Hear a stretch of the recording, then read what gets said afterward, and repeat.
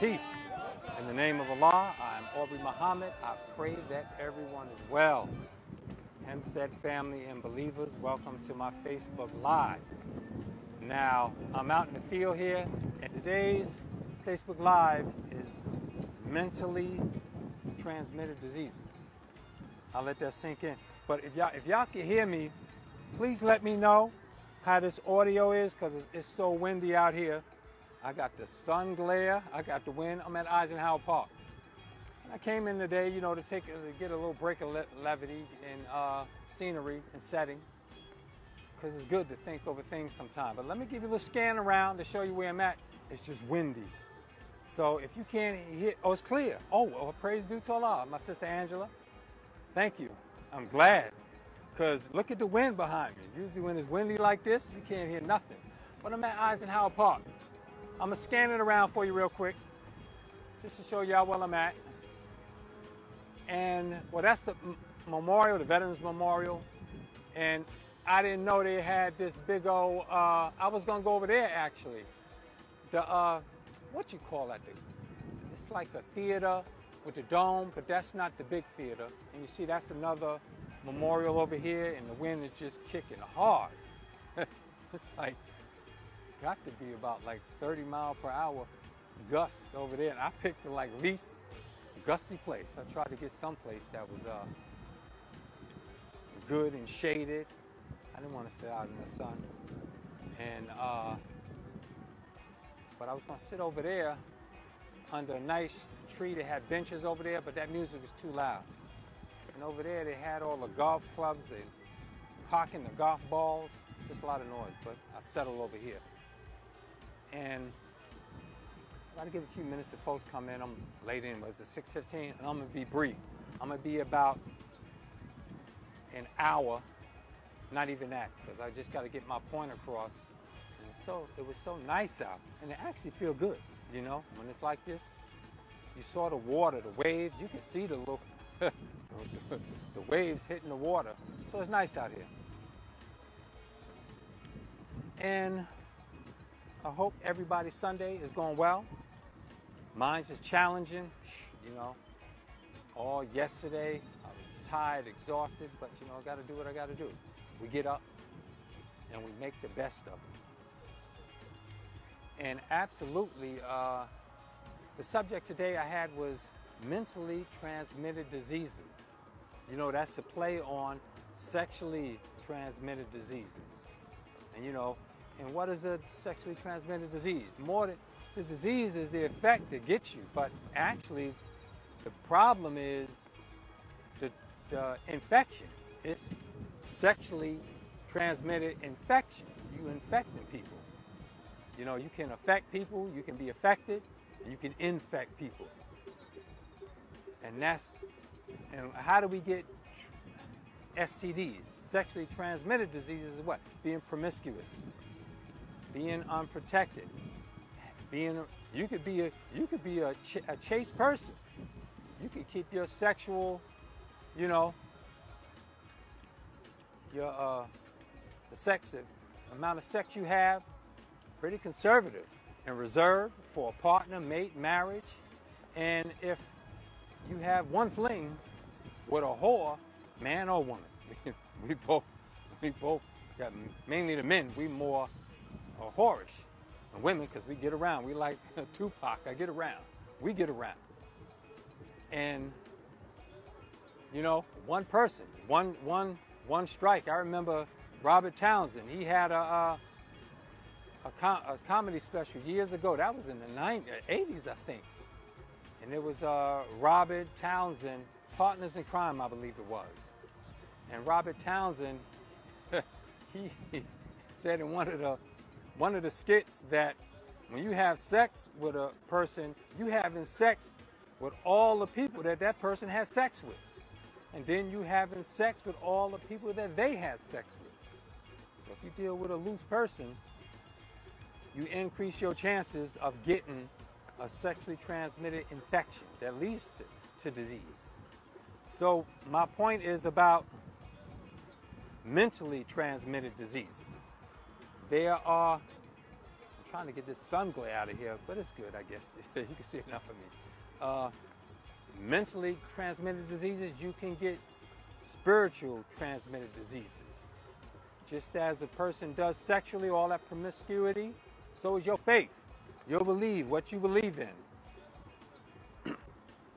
What you believe in, that's your faith. That's your firm foundation. That's it, life. Faith, that's the essence of life.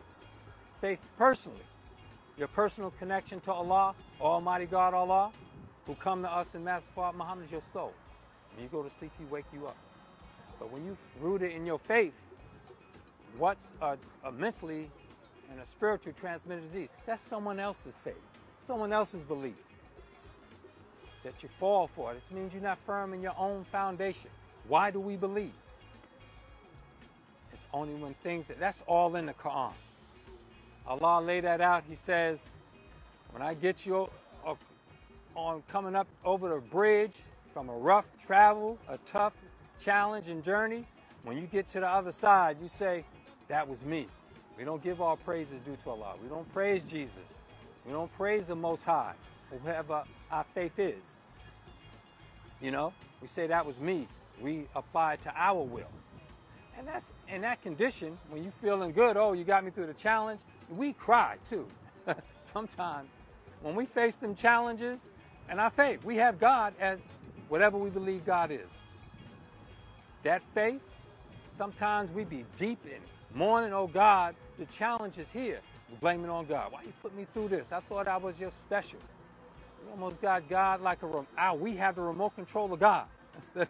He formed us and shaped us, made us great, substantial. Yeah, they doing laps on them bikes. They coming close. And, you know, we believe that God, that Almighty God Allah, we have the remote to Him because we decided to believe, because we decided to put our faith in Him. That's a lot of energy, faith. And then we get disappointed in our faith. And what happened? We give up on Allah. We say, God, you ain't what I thought you was. Or worse. Oh man, the worst infection you could have is that Satan one, Iblis, the angel, thought he was better than others and deserved more. Judas thought he deserved more, and he betrayed the master, right? We get to the point where we believe we in Allah's favor, we in God's favor, and it's Christ's favor. We are special and dear to Him, His chosen, His people, and things don't go right. We turn our back on Him. That's the worst person to turn your back on. The creator of the heavens and the earth. Sometimes we do that, you know.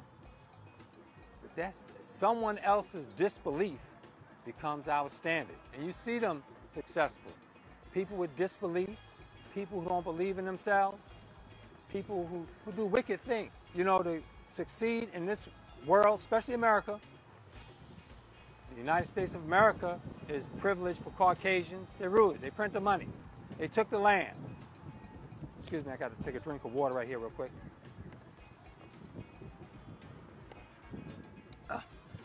Excuse me. Yeah. And they control everything. And they appear all powerful. But what reduces that power? Faith. Our faith in Allah reduces their power. Let's say I'm believing in God's hand. Let Jesus take the wheel.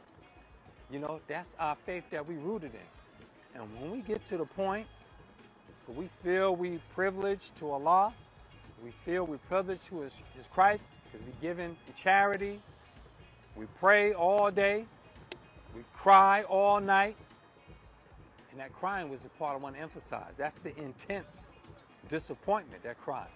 Like, God, why you let them do this? Why you let Satan, the devil? Well, who is Satan and the devil? There is no mystery God. Allah is the creator of the heavens and the earth. He created everything around us. He created Him. He self-created. 76 trillion years ago, He self-created.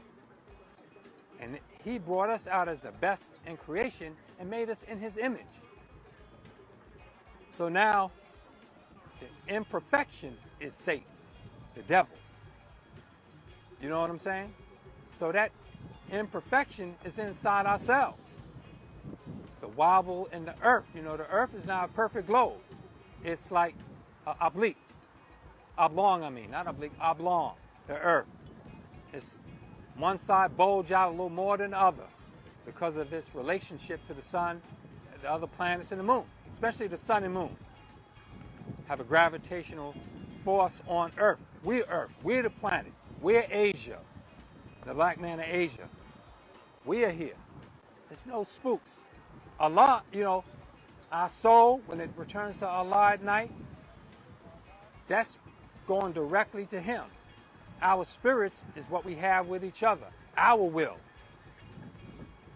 It's like a little soul, you know, that we act out on ourselves in the world, that we can use our will. But it's His will that will be done ultimately. He has a permissive will and an active will. And when we submit our will to His, we become one with Him. Now we get this sense, oh, Satan is an outside force. No, the only force stopping us is doubt, disbelief, loss of faith, lack of faith. It's easy to do, lack of faith. You know, that comes real easy. And now we apply bad things. And you know, the yin and the yang, positive, negative, black and white, the opposites, opposing opposites, polar opposites. We oppose the negative and the bad things happening to us, to the devil, Satan. Well, most of those things happen within your mind, within you, your being. It's the thoughts you have. Got to switch up my hand here, because I'm holding up. This is a monopod.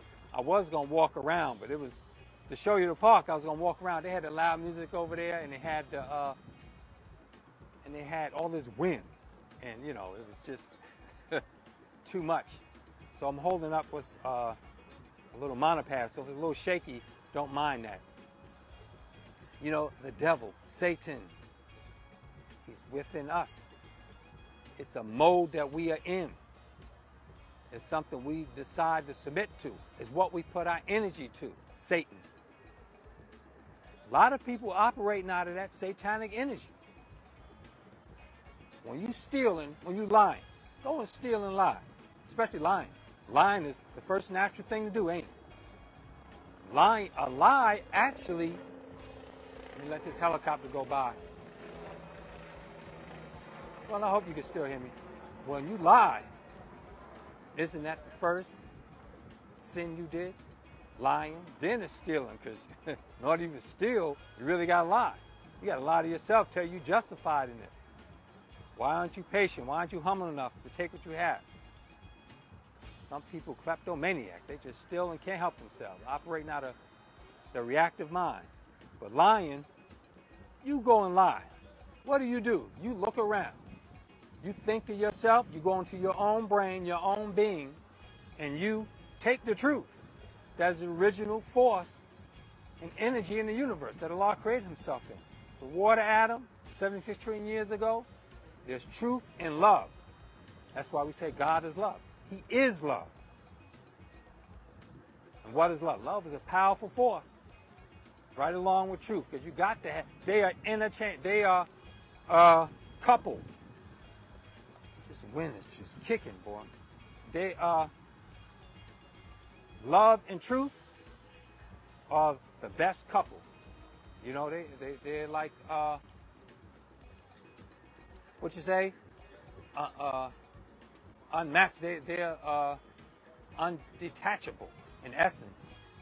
They're coupled tight. That's when you really rooted in love and truth. But when you're lying, you got to take what happened, and usually it's the circumstances around us that are negative. It's the circumstance that have happened to us that are negative, that are hostile, that are it's a penalty to. I'll get a penalty if I tell the truth. If I'm truthful, I'm gonna get a penalty. I'm gonna lose money. I'm gonna get abused. I'm gonna get hit. I'm gonna lose my reputation. You know, so you protect yourself with a lie. And so a lie literally is a manipulation to affect conditions and circumstances with the truth. We take the truth that it is. The truth is, it's windy out here, nice greenery behind me in the park. That's the truth. Now, something negative happened because I'm in this condition and it affects me. They say, well, why are you in this setting? Why are you here? When you should have been somewhere else.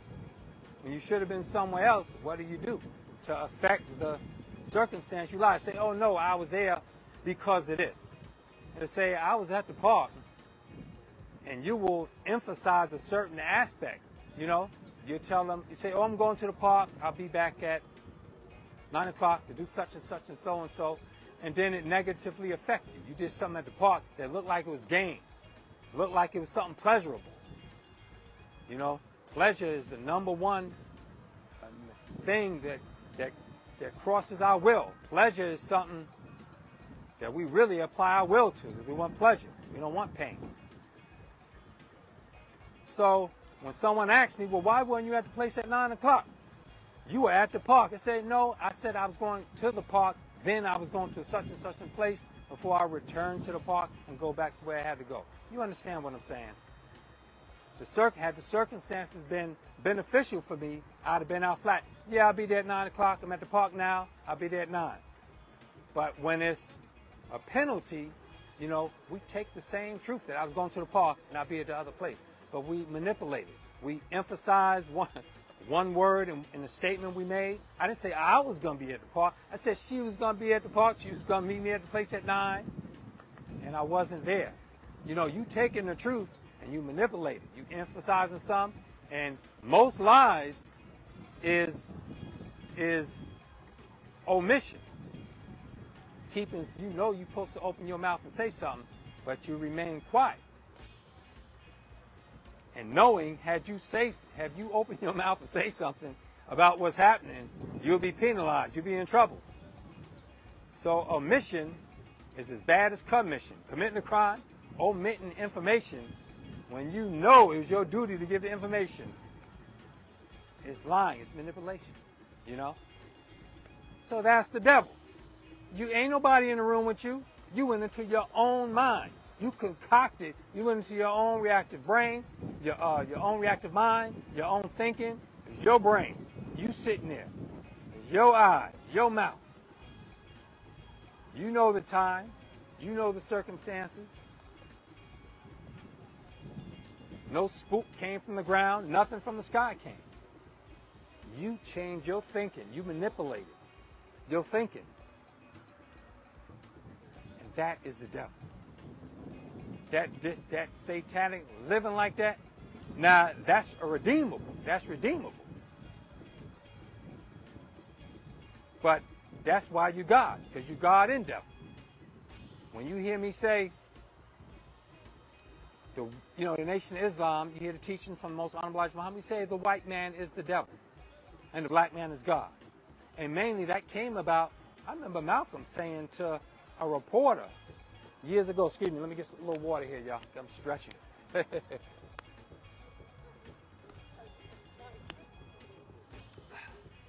You heard Malcolm say, oh, when we say the white man is the devil, we're not talking about the global white people. We're talking the Russians. A black man told Malcolm that I'm sending my daughter to Russia to get out of this racist America. Malcolm said, when we say the white man is the devil, we're talking about the white man in America because the circumstance brought it about. Well, he was just open. He's like the Nazis. You know, Hitler modeled Nazi Germany out of the white supremacists in America. Eugenics. And these racist policies. Hitler hated how he gave some of us privilege. He hated that. That his boxer had to come over and fight Joe Louis. I think when he beat him in Germany, they were just outright bragging. How good you beat Joe Louis. I think I forgot his last name, Max Schlechter, the German boxer under Nazism with the Nazis. And Joe Louis beat him the second time. And then I think it was when he met him the second time, Joe Schlesinger, whatever his last name was, he shook Joe Louis's hand. And that was because he was in America. So he had to adapt. And so when we say the devil in nature, because our nature is righteousness, original people. And when we connect with our nature, with God. That is the essence. But within that essence is the devil. So in essence, the black man is the devil. In essence. The black man and black woman is devil in essence. That's the original. That's the bigger picture. That's universal. That's cosmic. That's the root from which we come from, which we return. All things. The Caucasian is devil in nature because he manipulates nature. When he first met us, the original people, we was living in nature. Original black people all around the world. We had rebelliousness in us because that was, you know, the essence of the devil. When you read them early biblical stories, Ham and Noah and Sodom and Gomorrah, it was original black people. A long time ago. The ancients. We had corruption. That was devil. But it was checked. We checked it. We checked that good. Evil back then, you can't even compare. It's not, the most honorable Elijah Muhammad said, what the Caucasian does to us, his evil is you cannot fathom. You cannot fathom the depths of Satan. That's the man operating in nature, manipulating things around him. He's the master of that. And us and our spirituality, if we deviate from our original essence, the faith of what we are, God, a little boy dressed up nice. If we deviate from the essence of God, and we go more into our will, we are the devil, Satan, right along with him. And you hear the 5%ers mainly say that. You heard me say it. The worst devil is a black devil. So that's the end of that. That's to take us into losing our faith. We got to stay rooted. When you're rooted in yourself, life is good. And then we embrace shortcomings. We embrace obstacles. We embrace the worst things that happen to us because we have faith that in the long run, that in the long term, that in the bigger picture, in the overall scheme of things, it's going to work out to Allah's will. Allah's will ain't necessarily a party every time we do things. That ain't Allah's will. Pleasure. That's being one-sided, lopsided. It's easy for you to embrace someone else's lifestyle. I was just driving over North Hills up there. When you go beyond the Westbury Middle School, all the way up that, I call it a alley of oligarchs and old money in America. From Brookville, Old Westbury, all the way up to the Vanderbilt Mansion. I believe that Vanderbilt Mansion is a museum now, where you can visit it. The Vanderbilt Mansion. And that area is all exclusive. It's beautiful. Oh, this wind is kicking real hard now. I need to block my lav mic. But all up there, you looking at these people with lustful eyes. You're like, oh, I want that. How do I get that? Go right over to Garden City. If we in Hempstead, what happens? When we leave Hempstead, it's scorched, it's no trees, it's a lower, so-called lower standard of living, and it's a lower community value. And what happened when you get to Garden City?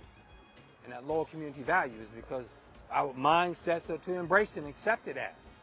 When you go into Garden City, it's like going into the hanging gardens of Babylon. The trees cover everything. It's even cooler in their towns. Exclusive, white, wealthier neighborhoods, all them trees even make it cooler. Not only do we emit more carbon dioxide,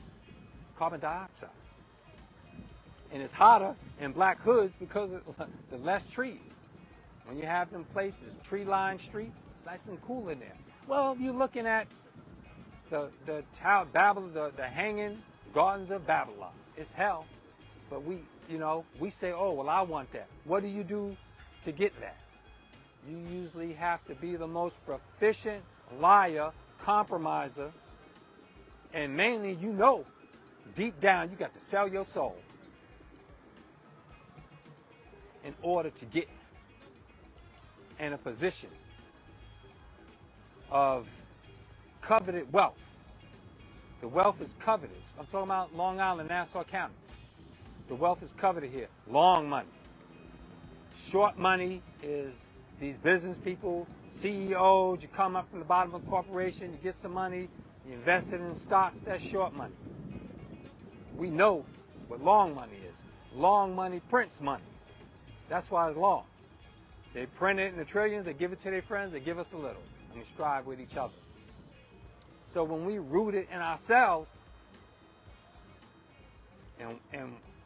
and what does that do? What does a person who sells the most valuable thing they have? That's your sex. A woman, your womb.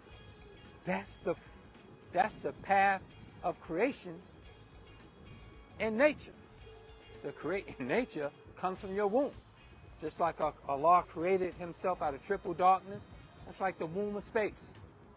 Your brain, the original Asiatic brain, 7.5 ounces of spiritual atoms, can be considered triple darkness, a form of creation. But with the woman, that's in essence, that's spiritual. That's a deeper, dimension. That's a whole different realm. But physically, right here, right now, show and prove it. Physical, a woman can prove she make a baby. She produce a baby from the womb. And that womb is dark. And it ain't easy as we think it is to get pregnant. When a man ejaculates sperm, I think years ago, it was larger sperm count. Men produce way more sperm count than today. And that's got to be them GMOs and estrogen and all these other chemicals they're putting in our foods and these vices we taking and stuff. Even these medications, even the Rona the Rona can affect your DNA. It's going to affect your sperm. We produce like 300 million sperm per ejaculation, and that's nature. I think before it was like a billion. I remember years ago, I think it was in the 80s. I remember that proportion, that analogy, that a man produced enough sperm that totals the population of the planet. That was in like a billion. I forgot the population back then. It must have been about 2 billion or something like that. I heard that. But it was a high number. And then over the years, it's got lower and lower and lower. But sperm now is what, 300 million? It could be even getting less. But all your sperm cannot impregnate a woman. A percentage of your sperm is killers. A percentage of a man's sperm is killers. They go in a vagina.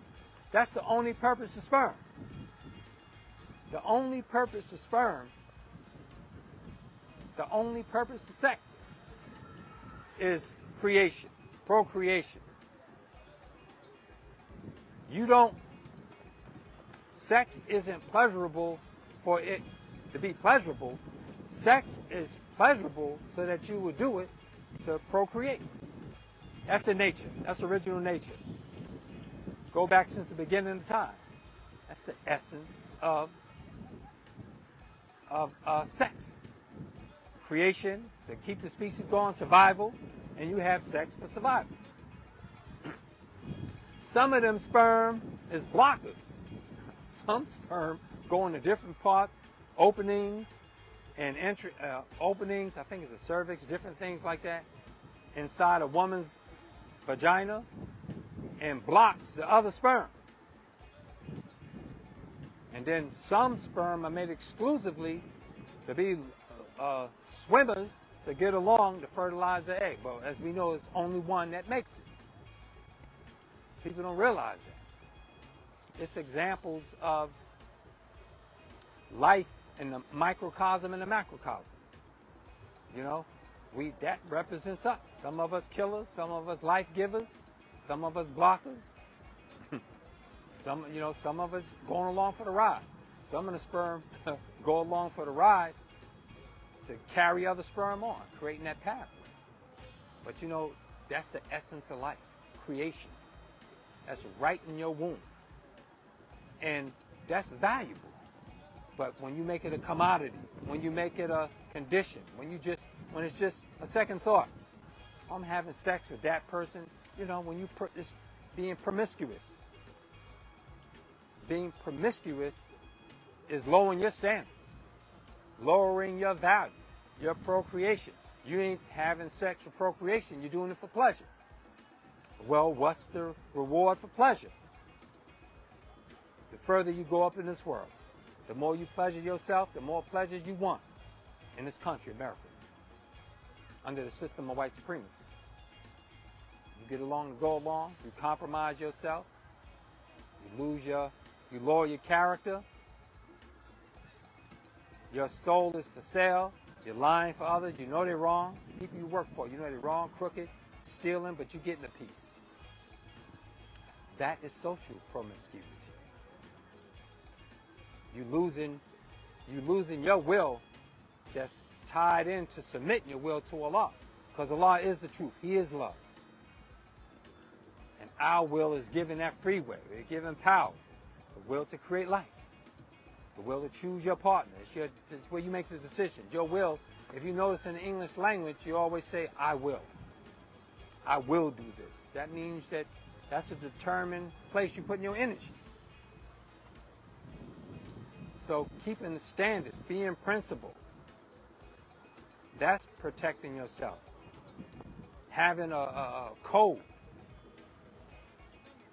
planting your feet firm in the ground, being based, rooted in truth and love, with your faith, tied all into your faith.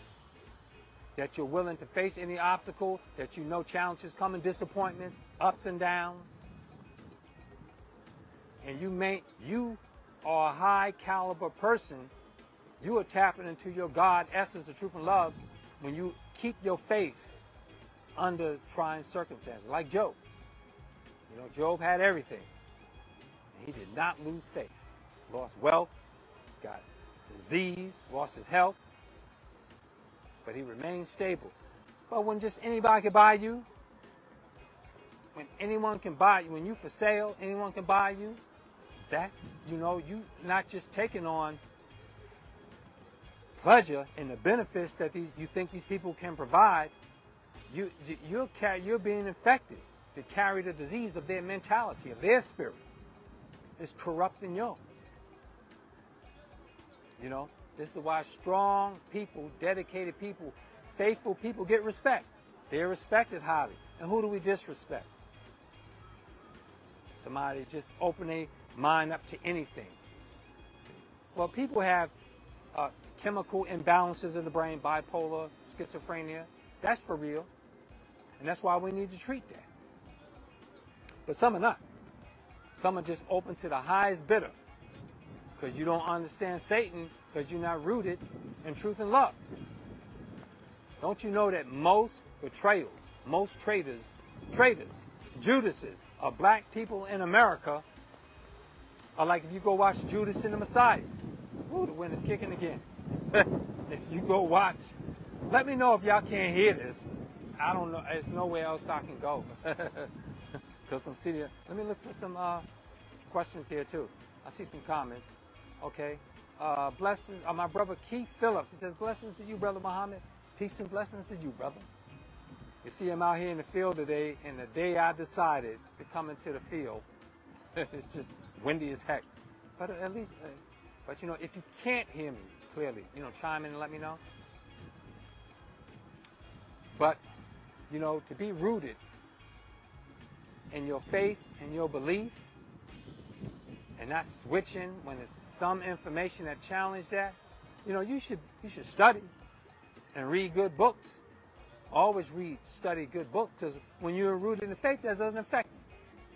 When you're rooted in your faith, reading science, or anything you're interested in, a hobby, sport, even a field you're interested in getting in. But there are gods of that. There are gods, and there are worlds that you have to submit to, that you can go in if you're rooted. Okay, you're rooted in yourself. You're rooted in God. You're rooted in the essence. You can safely go into another world, like the sports world, the Fishing world. They had, different, they call big fields worlds, especially like the sport. That's the example I'm going to use now. There's like the entertainment world, Hell, they even call Disney a world. There's Disneyland and there's Disney World. You go in there, you think you are in another place. Why? Because they have a theme. They have a common appearance. Things look the same. So to be rooted and go through challenges, that's power. That's power. Not manipulating other people, not getting people to do your will. That's where a lot of that manipulation comes from, and oppressing people. When you don't submit your will to do the will of Allah, which is to be one with Him, to elevate your thinking up into the highest part, the highest level of your brain is your crown. That crown thinking is Christ-like. That's why they say to put us on top, to be more Christ-like, to rise. That's elevated thinking. That's sitting upright, thinking right, thinking good, knowing that bad is coming, but you're going to get through it. You're going to keep a good, stable, firm, rooted thought. And it's not just for pleasure. And it's not to avoid pain. It's not to seek pleasure to avoid pain. It's sacrifice. When you prepare to sacrifice, you become a powerful person. Imagine that. Do you know what that takes? To be sitting up, to be going for the world, to have, what you call that, dressings, the dressings of the world, dressings of luxury. When you have that, you're so used to that. And and then you happy in your faith. you don't pray as much as you used to. You let that luxury get challenged. You praying every day. Some of us cry and pray. Look at the Muslims. We do salat. A person be in facing a daunting situation, facing a grave situation, and then when we pray, the Muslim comes up from that prayer, from the prayer rug, we have a mark on our forehead. Because we done prayed so, not that we prayed so much, is that we prayed so intently. We got a head down on the prayer carpet, and you're rubbing deep into praying and praying and praying. I did a prayer like that once. I'll never forget it. I was spooky. I believed in a mystery God. Back in the 80s, I did not have God itself. I didn't have myself as a supreme being tied into the creator of the heavens and the earth, submitting my will to be of the supreme being, which we are rooted in. This is back in the 80s. This is the last time I got arrested for doing street crime, which was derivative crime due to poverty and lack of training, lack of cultivation, to cherish little things, small things, to be grateful for small things. It's never taught that. It's taught to be selfish, to get things for yourself, to look out for you and only you, because no one else is going to look out for you. That's a bad characteristic. And I was taught that to save up and to be self, I was taught that. That was taught in Prospect School. That was taught in the middle school. And it was reinforced in the homes. It was taught in some of our homes, because back in the 70s, we had bigger extended families. We were more on code then. We appreciate a lot more things. You get whippings for thinking a certain way. Shoot, if you even looked a certain way, if your looks presented a way of thinking, rolling our eyes, smacking our teeth. I had a relative used to take both hands when a parent was pointing their finger at them, chastising them. They would take both hands and put them against their ears, and I wish they would be quiet. I don't want to hear them. We would physically represent our thinking. I don't want to hear that. I don't want to be chastised by them. We would think that. I don't want to hear them. I don't want to be chastised by them. And that look would get you hit upside your head. And that was for real back in the 70s in Hempstead. Well, I had this spooky thinking. It taken on from my family and my neighbors and stuff. Nobody taught me the black man was God. I didn't hear that from I God to 1979. I think that was the winter of 1979-80, when me and Mike were given the attributes Prince Jamel. I was Prince, Mike was Jamel. That was from his brother who got out of Nassau County, I God. And I never forget it. It was over on across the train tracks on Miller or Union. Brian, B, and Gwen and y'all, and Pam, and your moms, may Allah be pleased with your mom, Carla. When y'all were living in that house across the train tracks, we used to go over there. Well, I got, and Mike's mom lived like, I think 1 or 2 doors down. It was that street. I think that's Miller or Union. Across the train tracks, a lot of Latina lived over there. And he showed me and Mike a stained glass artwork he did. I called it a painting, but it was stained glass artwork. And it was beautiful. It's like a garden scene. It said the black man is God, the black woman is queen. And it had a garden scene. It was heavenly. And that shook my thinking. I said, wow, I never, I don't see heavenly things. I seen Ebony magazine. I used to see, a little Playboy back in the 70s on the magazine rack under the TV in my parents' room. Jet was there. And there was a few other magazines. How to Eat to Live had a heavenly scene, the most Honorable Elijah Muhammad. And that really struck me. But after that, really, it was a garden scene. I'm talking about the paradise, the Garden of Eden, the paradise, heavenly scene that I, God, were talking to me and Mike about knowledge. And he gave us those attributes. Well, you can believe you're God, or you can believe God is detached from you, that God is within you or without. So I didn't believe God was in me. I was spooky. I believed that God was a spirit. He was watching. I sort of like had a hint that, God was real. He gave me signs and symbols later on in life. But he hid his realness to me. Almighty God Allah, Master Fard Muhammad. Allah had come in the person of Master Fard Muhammad to deliver his messenger to us, the most Honorable Elijah Muhammad, was now the exalted Christ. I believe that. He hid himself from me. Then he made slight appearances. So I didn't believe that God was real. I thought he was a spook. I barely prayed. I was more attracted to the 5%. And I didn't fully understand what the black man is God meant. To some God, 5%ers believe that they God, that they're the creator, that they're beyond the creator of the heavens and the earth. They're not God. Some do. Some believe that there's a force and power greater than us. But I believe that when we submit our will and we tie it into the will of the creator, then we're with him. Then we are him. We are the essence. That's truth and love. Be truthful and show more love towards yourself than others.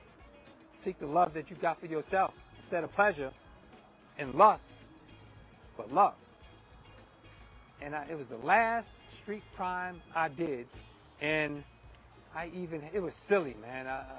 Me and a brother, we broke into the pawn shop in Hempstead and had a big loot, had a big score. They say bags of jewelry and gold coins and diamonds, and the diamonds was little because Puma pulled, Detective Frank Puma, he pulled open the wax little paper thing, and they both, them detectives, they were looking to see what it was supposed to have been like the biggest value thing, and they were little small diamonds, but the other stuff was very valuable, more than what they put in the paper. So we went through the roof, and we got caught. I got caught in Nagasaki's, I think, when it was this was an abandoned building. This was before Nagasaki's. This was like 85, I think, 1985. That Nagasaki's, and I think Jam Rock was connected to it. Well, we went over the roof, and we went through the roof, and the security guard for the pawn shop, because we tripped along. So we were stupid. We didn't know what we was doing. That's when you're high and drunk and you're doing crimes. And we cut a hole through the roof and got in all that stuff. And the alarm went off. And the alarm company guy came. I was on the roof, and my partner was down in emptying out in the safe and all the goods, putting them in bags. And some guy came by in the alarm, a private car for the alarm company in the parking lot, and I just looked at him, and then he went away. So we kept on going. I said, that car left. I guess he went and checked the door. He never thought to go up on the roof. So then we must have tripped the alarm again. An inside alarm. And then he came back again. And I said, hold up, it's that same car again. Stayed for a few minutes and he left. And then as we were getting more stuff, we got greedy. See how we left? But I would have been a dead man. The circumstance I was in, the condition, Allah spared me when he sent me to jail. I would have been a dead man. With all that gold and jewelry and them diamonds and all those, it wasn't just coins. It was like numismatic coins. You know the pawn shop. Their jewelry and their coins and stuff. That stuff was worth a lot of money. We had bags of it. And bags, heavy bags to carry. And had I had that, walk around the heights, going into the city of Harlem, I wouldn't have made it. I was flashy. I'd have been, I wouldn't have known how to hide something like that. Probably would have got shot down and robbed, man. Being as silly as I was, you know, uncultivated, poor self-image, drunk all the time, high, smoking weed like it was not, you know, I'd have probably overdosed of heroin. You know, I had the cocaine, forgive it. Drinking 40s, I'd have bought expensive stuff. Stupid. You can't get away with nothing like that, being as ignorant as I was. You know, so Allah spared me. So we left the goods on the roof. All the cops came in. I guess three strikes you out. I guess the police got wind of that third alarm, and a lot of police came. So I yelled down to my partner, it was the cops, 5-0. And I took off towards the front of the store. I was going to jump off I was going to hang jump. When you're hanging off the edge of a like a two-story building, yeah, I was going to do that. See, I probably would have broke something or hurt. I did it before. Jumped out of places like that. Where you hang off a ledge and you drop down. That's not like jumping. That's like going to a ledge. You see the ledge behind me and you jump off the ledge. That's a high distance, but if you go off a ledge and you hang down, it's easier to survive the fall. I did it before. That's why I did it. I ran up there. But as I ran to the front of the store to Main Street, it was a cop down there in front of the closed gate. It was like 2 o'clock in the morning. And he was looking up at me. And I looked down at him. And he had his arm. It was funny because I forgot who it was. The other cops were joking at him. He said, why did you go to the front of the store? There's nobody there. I would escape had he not been in front of the store. So he was standing there with his arms on his hips looking up, and he saw me peek, and I ran back down the back of those stores. There was a lot of abandoned stores back then. I ran to the Nagasaki's. That was abandoned. It was an abandoned building before Nagasaki's. This was 85, so I don't know what was there. And I went in the basement, and they were looking around everywhere. My partner, he got out, he ran, and he ran out of that abandoned building. I stayed in it. I didn't know where he was at. The cops was looking around everywhere, and he ran out. And don't you know, later in the police precinct, Puma told me and that brother, he told him, because I didn't run out, I was still in the building. He told him, he said, I was going to shoot you. Had that other cop car not skidded in front of you. He pulled out his gun and aimed it at him. He running fast, past the police. The police had set up a little perimeter, so he jetted out of there down an alley, back where the nail salon is now. Going back to that back alley where the fish market is, and the jewelry spot is, and the stationery store is, and on Main Street, like 70 Main Street, all those stores, that alley, that used to be a one-way, you could park and run through there. He shot through there. Before he got there, Puma pulled out his gun. This is what he told us in the basement of the police precinct. He said, I was going to shoot you, but a police car skirted and skidded in front of him to jump out to go running after him. And I was still in that abandoned building, and I was in the basement. And I was in the basement. I threw away the little things I had in my hand on the roof and every little other evidence I had. And I was in the basement under a boiler. And as I was underneath that boiler, I prayed. My prayer was so intense to the mystery God that he sort of got real. That is when my thinking had just got so intense. You know how people sacrifice to do things? That take a lot of intense energy. You have thoughts, you have your energy. But to be intensely focused like that, to be focused on praying, God, get me out of here. Get me out of here. I swear, I was lying just like I was when I was throwing up drinking too much, alcohol, eating Sam's, barbecue, grilled cheeseburgers from the Heights, the Rothstein cheeseburgers we used to drink on the Heights, drinking 40s, and then eating red licorice candy with that, drinking liquor and throwing that up, and being so overwhelmed, I was laying on the ground and laying in my own puke, praying to God, oh God, if you get me through, I'll stop. As soon as I felt better, I was back to drinking. That was in the 80s. But as I was in that basement underneath the boiler, I prayed so intensely. I said, God, please get me out of here. That thinking was so intense. It was like I was floating up. I could have just, had I kept that intense thinking, I probably would have floated. I had that thinking so hard to get out of that circumstance because I was cornered in a basement under boiler. And I prayed to God, get me through this, please. And he didn't answer that prayer because he proved he wasn't a mystery God, that he was a real man. He sent some police detectives to pull me out of from under a boiler in a basement of an abandoned building. And actually, that's the bit I did, like a 1 to 3. I went to prison after that. I got in work release, a slave camp. It was like a country club, Camp Summit. But that was my faith back then. I had a mystery God. I had God as detached, that he could only come in to get me under that circumstance. That's when he was present. Be present now.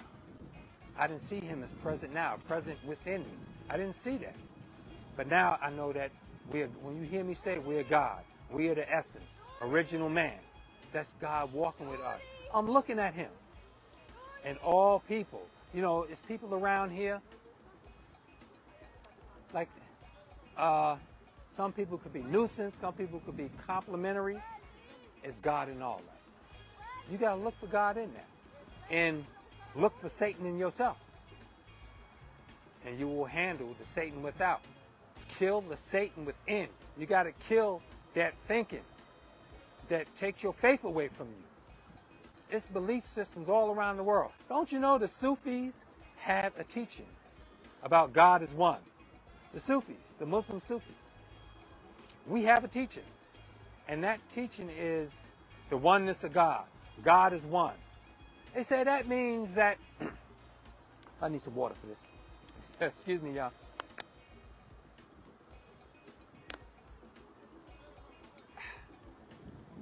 The Sufis have a saying that God is one because there's different faiths around the world. He said the Buddhist, he believes that God is the way God is in Buddhism, may even be the Buddha.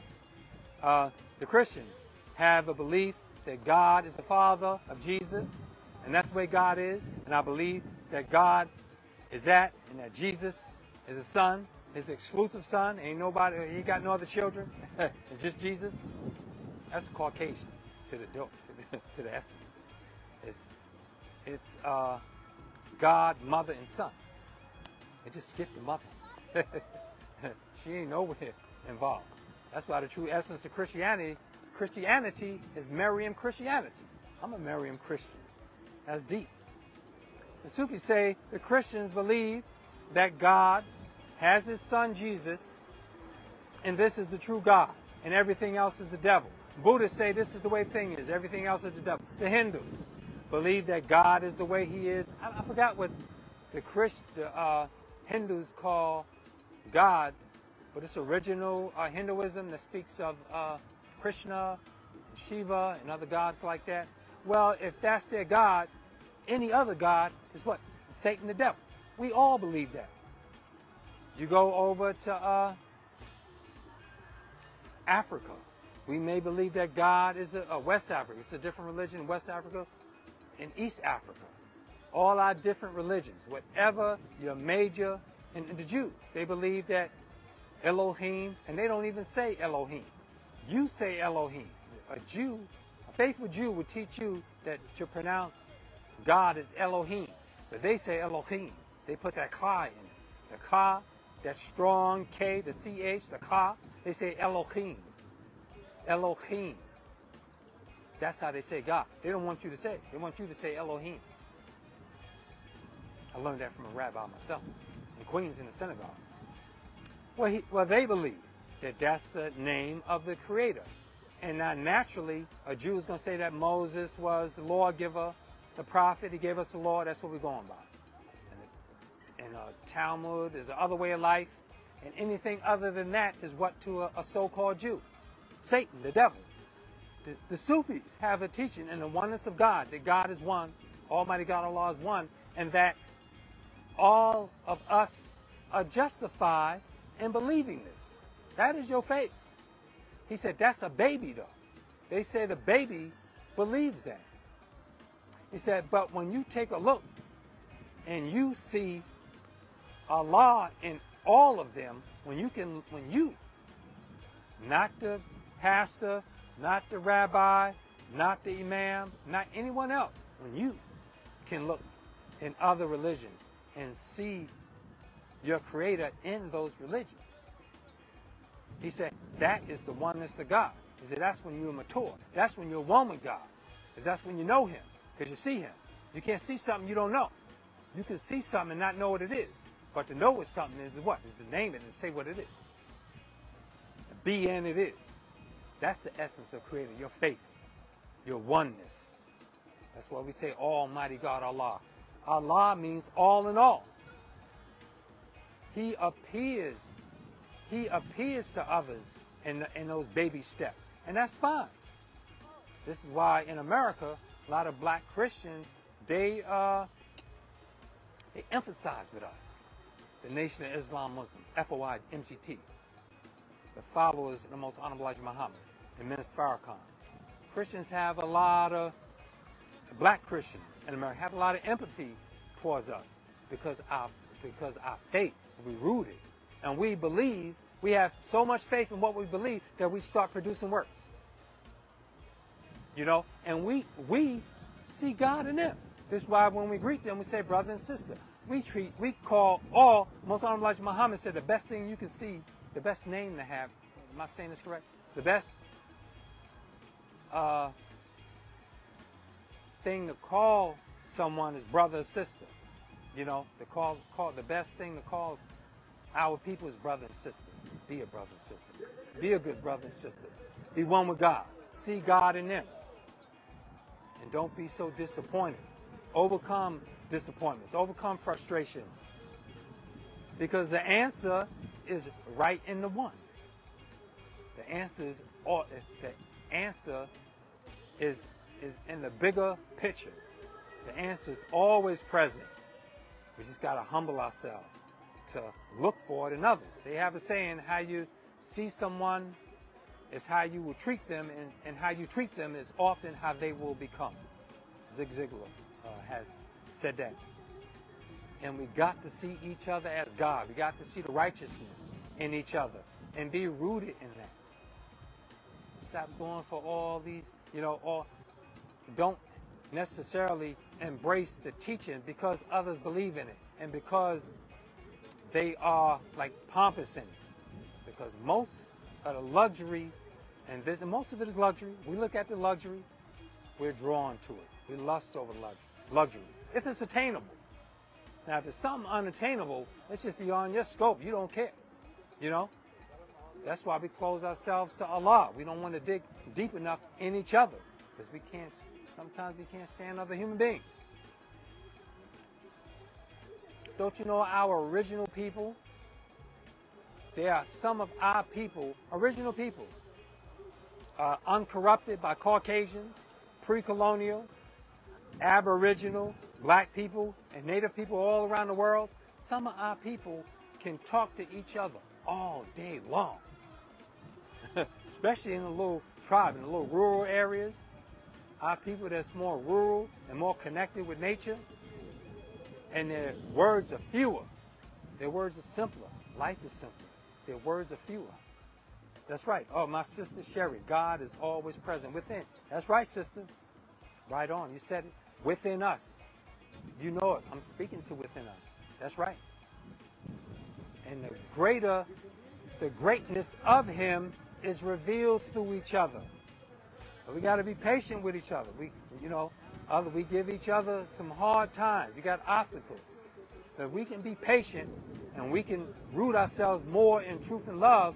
We can bring out the greater God within each other. See him in each other. And that's right, God is within you. He ain't nowhere in the sky. Allah answered that prayer of mine. That's the most intense prayer I had. I faced almost death. I'm going to go briefly into this because I got to go soon. It's getting chilly. The wind slowed down a little, though. And it's nice out here. I'm going to give y'all a scan around here in a minute. It looks so nice around here. People dressed up. And I don't know what event is today, but it's some sort of memorial.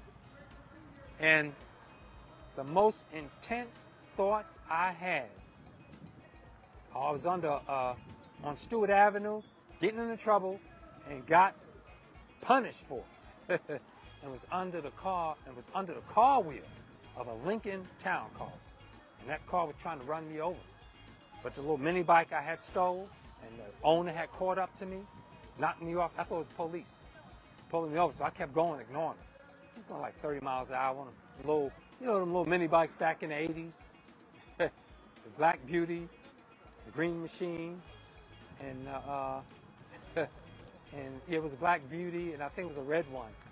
Maybe the Red Devil, something like that. The little, they had little go-karts too with those names, but this was a little mini bike.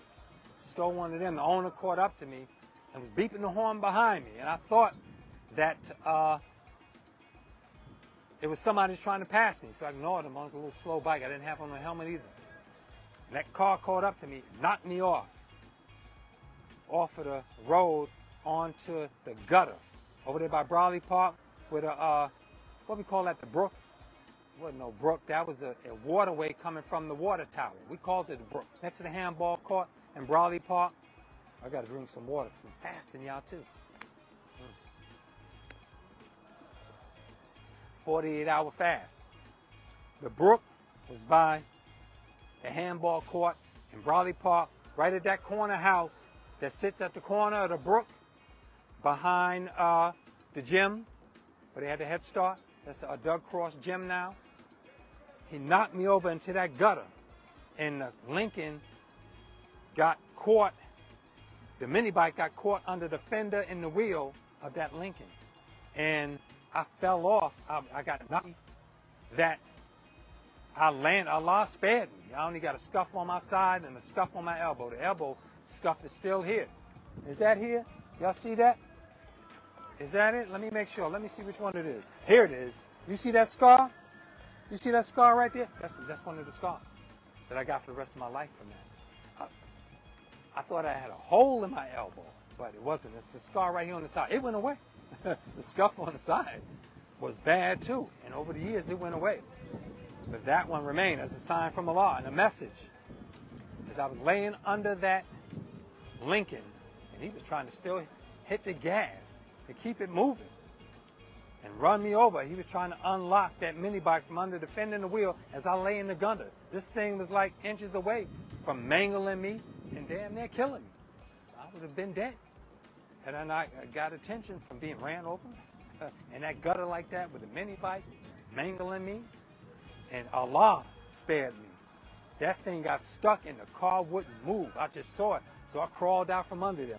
My Kango hat fell off. I had on my do-rag. One of my, we call them the Adidas, the Adidas shell top. The white Adidas with the 3 stripes, the Superstar. One of them fell off. And I got up, I crawled out, and I gave up. I collapsed. I fell on my back. I thought it was the police that was coming, and I was surrendering. So I sat there, and the guy, I'm not going to say who it is, got out, the driver, with a crowbar, and he got out from the other side of the car, said, I'm going to kill you. So I got up from there, and I limped through the brook, through that water with one sneaker on, just my do-rag, my Kango was gone. I had on my sweatsuit still. I went through the cut we had through there. We used to rip holes through the fence and the handball court and the little dugout there. I forgot what that's called. The little slant cubby thing there, whatever it is. I ran through there. I went on the Stewart in front of Sam's Deli. Not the Ross, Sam's on Rothstein and Sam's. He owned both of them delis at one time. This is a small deli right across the street. That's the Spanish deli now. And I was running that way through the parking lot, and I saw 3 of my friends. I'm like, I named their names because I haven't spoke to them about this in a while. It was 3 brothers that I was hanging out with. They was driving a little hoopty, and the brother saw me and he laughed. He said, man, how you lose your shoe? You walking around town with no sneaker on. I said, I got hit by a car, man. Take me to the hospital.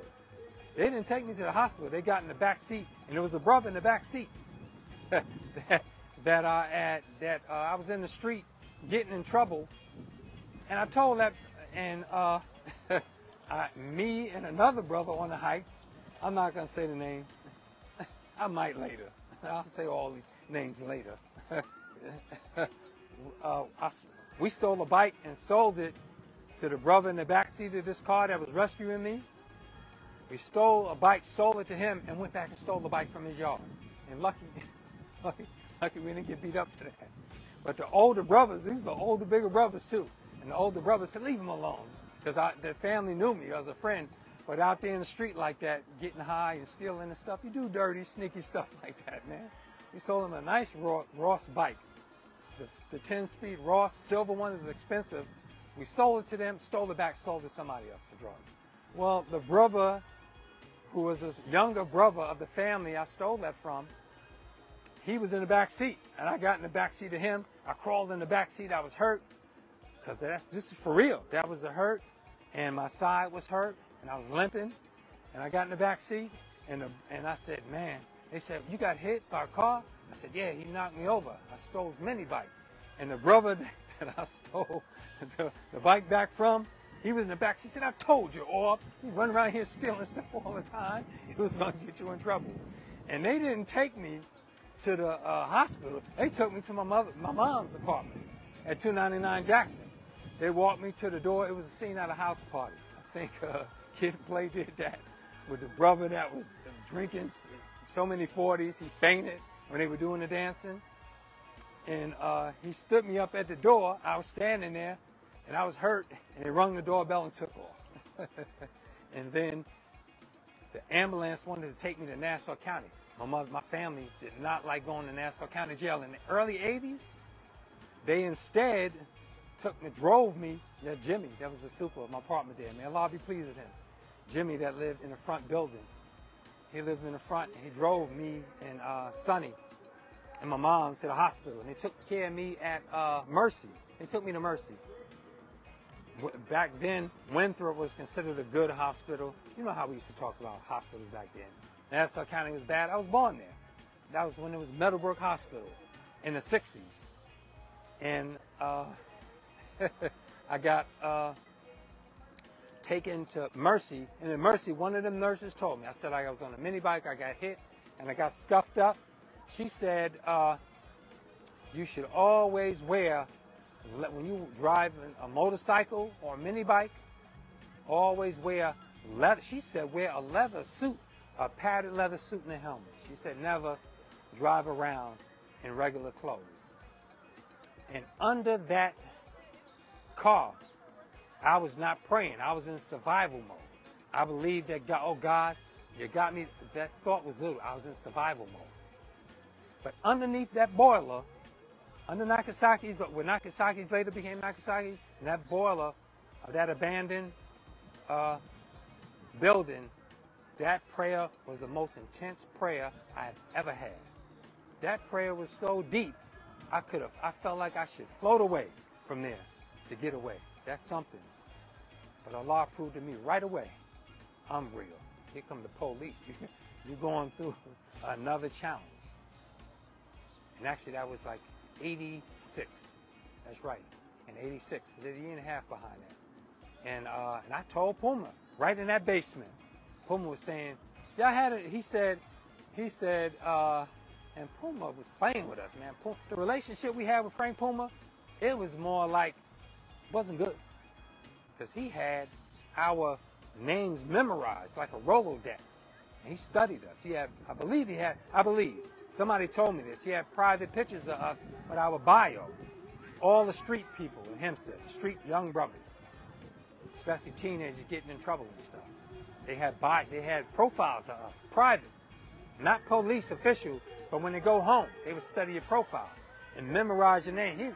He memorized, I heard him say my name, apartment number, Aubrey Miller. And I was Aubrey Miller back then, 299 Jackson, apartment 7A. He said that to the other police as I was down there in that basement listening to them upstairs. Matter of fact, when they pulled me, after they pulled me out from under that boiler, they took me up to like the second floor. A fire truck had to come and put the ladder up there and crawl me down. But before he took the handcuffs off me, he showed me how to crawl down that ladder. He said, you better crawl down that ladder. And I looked. I don't think I was going to make a run for it because I had given up. I had gave up. That was it for me. He punched me in the gut in the solar plex, knocked me to my knees and the wind out of me, and said, if you better not run.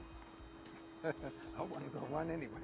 But he knocked the wind out of me. And in the basement of that police precinct, when Puma was looking through that little wax paper, they were disappointed.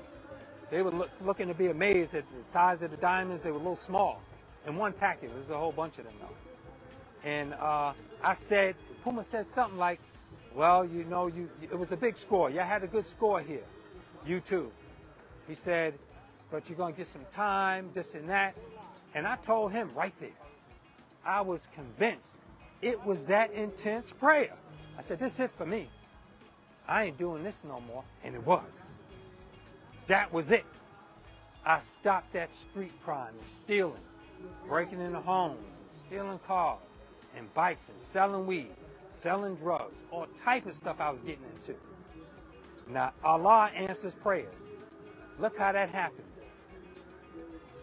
And plus, he said he pointed the gun at Neil. And, you know, I wasn't no hard gangster in them streets. It was rough, though. I was a street scrambler. You know, I was more into scavenging, a street scrambler. But I was graduating. I remember getting handed them guns to go do crimes. I missed an armed robbery. I missed one, and it was stupid. The way they set it up, we'd have got caught. We'd have been doing time. Possibly even if we shot somebody. We were stealing, coming to buy drugs from us over there on Stewart and stuff. Then I had another gun offered to me. I was graduating. Probably would have been dead. A lot of brothers died over there on terror. Steve Lawrence got shot. Going to get big cash. Everybody, if you know the story, you know the story. That was for real. And I told people in that I told Puma in that basement, I said, this is it for me. And damn sure it was. I did a year and a half. Well, it was probably a year before I got on work for this. And I started going out in the street, visiting home and stuff. But the next time I seen Puma was, I turned my life around. I was working. I went to electronics school. I went to electronics school in Amityville. What is that? Island Drafting and Technical Institute, which is nice, drafting and electronics school. And I did electronics there. I got all A's and perfect attendance there because I liked it. And the next time I saw Puma, he pulled me over in my father's, what is that, a Granada? That steel car, that thing was a tank. A silver Granada. I was driving down Clinton, over by the Armory on Yale, the corner there. He pulled me over. And he said, hey, Aubrey, what's going on? And I said, yeah, I'm all right. I said, yeah, I'm in school and working and stuff. And he was shocked. And I showed him my driver's permit. I didn't have a license. He saw the learner's permit. That's what it was, the learner's permit. This is like, what, 86, almost 87? And he said, he posted that, gave me a ticket and pulled me out the car because you ain't supposed to drive without a driver during having a learner's permit.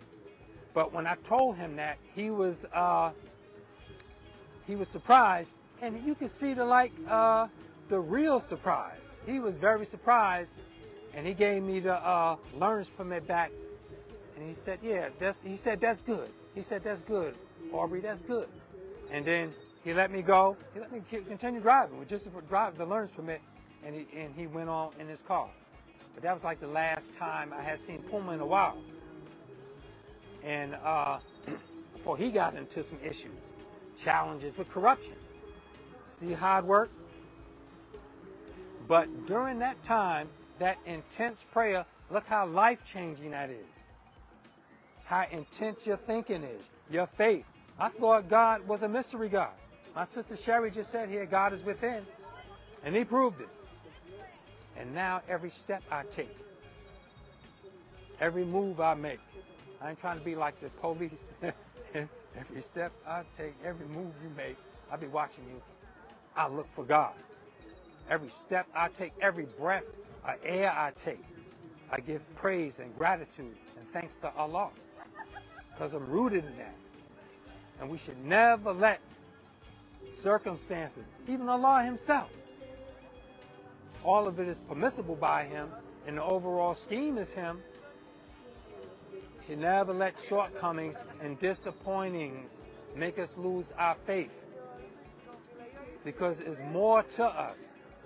You just got to hit that intense thinking, that focus. That's how it's an intense thinking in us that activates the God in us.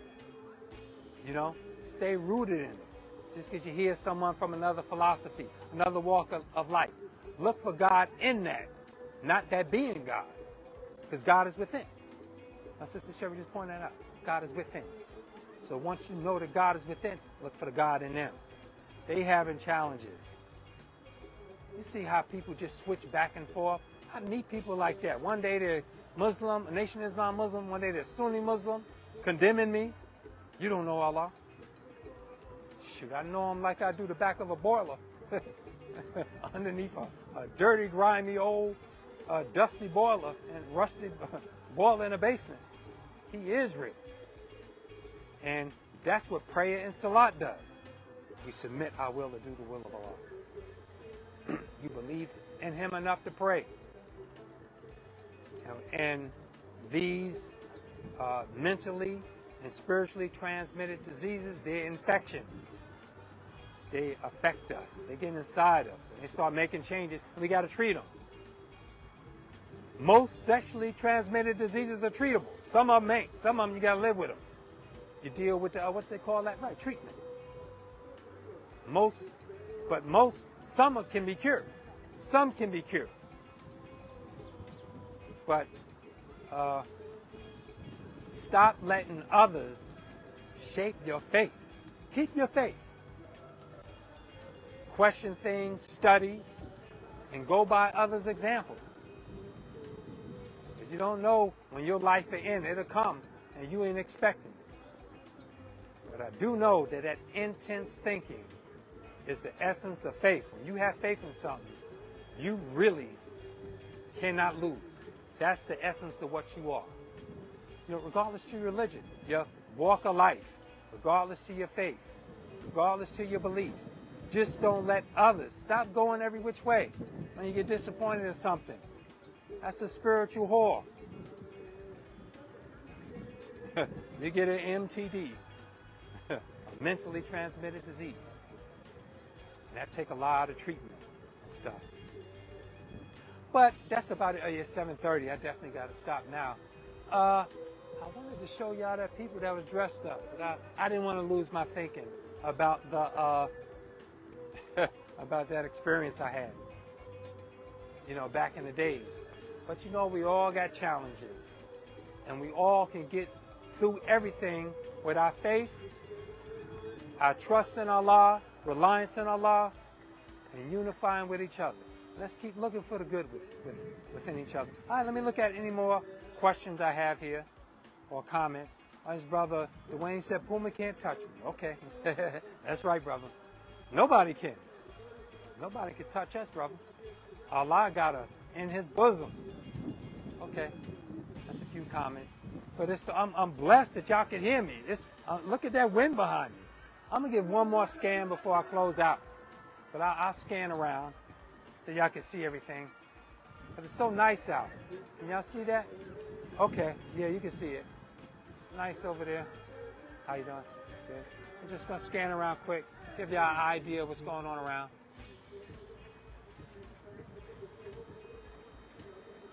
Eisenhower Park is nice out here. And I just decided to come out here because I know my way around, because I know things around here. And luckily, I did, because that music is loud. You would have definitely not heard me over there. And it was so nice over under the, what you call that? The little hill over here. The knoll. They call it the knoll. It's so nice over there with the benches and stuff. A lot of children over there. And over here, the only thing I see, little turtles popping their head out the pond here every once in a while. And that's about it for me. It's so nice out, and I'm glad to spend this time with y'all on a Sunday and give y'all a little glimpse of my experience coming up through Hempstead. And I could talk about that life. I could write a mini-series. My life in them streets could be a mini-series. But I just don't like talking about people naming names unless I speak with them. You know, it's good to speak with them to get permission to use their name, you know, unless it's someone that I've spoken to a lot. And it's just a given that they know that we have this discussion. Because it's beautiful. You transform your life. You've been through experience and you come through it like a new person. All right, family, that's it for me. And I hope everybody enjoyed your Sunday. It's so nice out. Keep a good spirit. Keep your faith. Don't lose your faith. Hold on to your faith.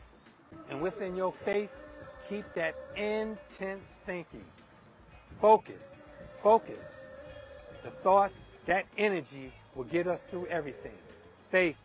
Get over disappointments. Stop getting around. Stop sleeping around so much. Read around. Study around. But all that sleeping around is a void we have within ourselves. We don't have the answers. We don't have truth. We don't have love. Truth and love. I'll leave us with that. And may Allah keep us and grace us and keep us in a good spirit and keep our souls. All right, family, I leave you as I greeted you in ancient Arabic words of peace. Assalamu alaikum. Peace unto you.